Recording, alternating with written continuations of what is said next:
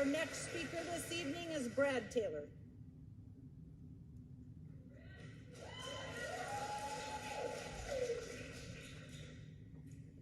Hi, can you hear me? Okay. Hi, my name is Brad Taylor, and I just finished my freshman year at RHS.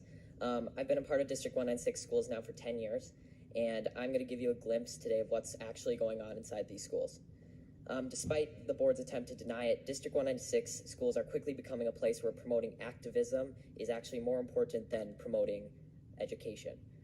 I'll take you back to my first day at RHS this fall. The principal came out and gave us a heartfelt speech about equality and standing together.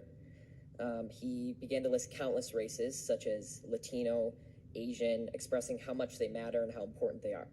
But never once did he mention a race or identity that reflects me, or half the kids that were in the class. Now, members of the board, I know you haven't been to school in a while, and I know none of you, or most of you, don't have any kids left in the school district. But you must admit how uncomfortable it will be to be characterized just by your skin color on the first day of school and be thought that you were wrong just because of your skin color. So I will never forget the look one of my friends gave me from across the room as we were sitting there listening to this blatant bias being expressed in the so-called equity statement by the leader of our school. To be clear, I don't need you to tell me that I matter, but hearing the condolences given to other races and leaving just one race out, inevitably you'll start to feel like you've done something wrong. And in our principal's attempt to unify us, he instead created unwarranted boundaries and barriers between his students, pitting us against each other based on characteristics that we can't control. In another separate instance, I was told that writing "All Lives Matter" on the whiteboard was political and could be seen as offensive. When I questioned the teacher after class, she told me that she didn't have an answer and she just had to erase it, and it was quickly erased. There are political signs all over RHS, about specific races that matter, specific sexual orientations that matter, and specific perspectives that matter. But when I questioned the RHS administration about how these signs were political, they told me that they were supporting human rights. So when I questioned why the equity statement couldn't represent all students, they told me that to even ask that question was outlandish and offensive. And when I asked why that was, they told me, quote, "Whites have a pretty good situation right now," unquote. So is that not racism? Disregarding my question merely because of the color of my skin?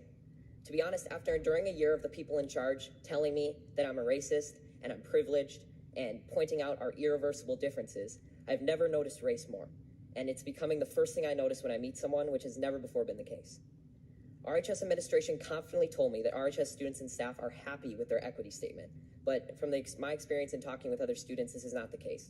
I know many kids who disagree with their teachers, but they're too scared to stand up because they're worried that their grades will be docked and their learning experience will be affected. My honors government teacher, I'm not going to say his name, but he's mentioned that Democrats care more about all people while Republicans only care about themselves. And he's also inferred to us that socialism is better than democracy. He even had a statue. He had a statue of a socialist leader in his classroom. I've been told by a lot of kids that they just stay silent and adjust their schoolwork to reflect an acceptable opinion to secure a good grade. I've been approached by multiple teachers who have told me in private that they just want to say that they agree with me and they support me standing up, but they can't say it in front of the class for fear of being disciplined by the administration in some way or losing their jobs. There is clearly only one way to think in this district, and that is that they are teaching their kids to shut up if they don't agree. Now, members of the board, I want you to take a good look at yourselves in the mirror tonight and ask, are you really standing up for the equality of all people, or are you just pushing a damaging political ideology on our students? A fellow coworker at my job, who by the way is of color, discreetly told me that the school seemed to be pushing a very leftist agenda in class. This proved that not everyone is happy with your school, and not everyone who isn't happy is white.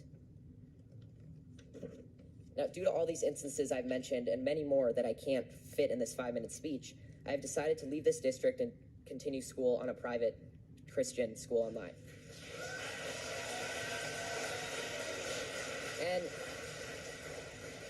And there will be sacrifices, and I will not get to walk in the graduation ceremony or attend milestones at RHS, but I will be able to learn in an environment that is not intent on punishing me daily for my skin color and political views. Now, regardless of how you take my speech, whether you just shrug it off as malarkey or Fox News talking points, I encourage you to think about it, because someday I'm going to be a leader. I may be the president, a governor, or just a professional golfer, but I will never stop believing that everybody has value, no matter their skin color or personal beliefs. And it's a shame that you're not going to be able to say that I was an alumni of RHS in District 196. Thank you.